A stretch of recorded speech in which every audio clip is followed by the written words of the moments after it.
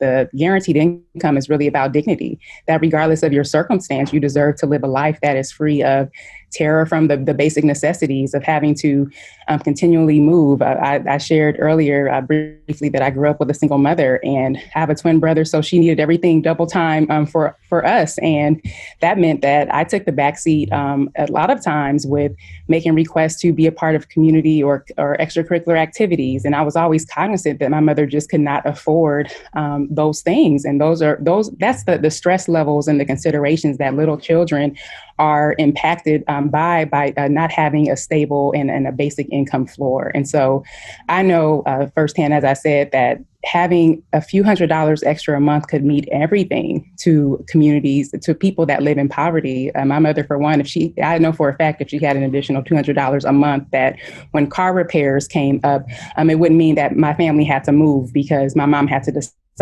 of fixing her car in order to go to work so that we can continue moving forward and having to find a new apartment. And so this was a cycle that I grew up in. And that's not something that any family should deal with in the most wealthiest nation of America.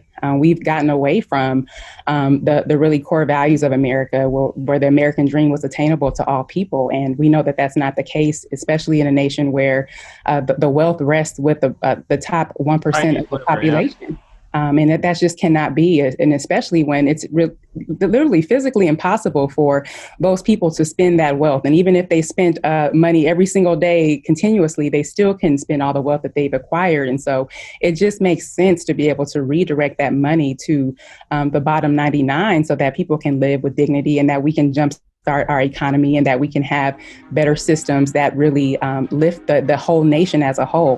Thank you for listening in. I hope you enjoyed this conversation. If you did, please do subscribe to Yang Speaks and click on notifications so we can let you know every time we have a new episode.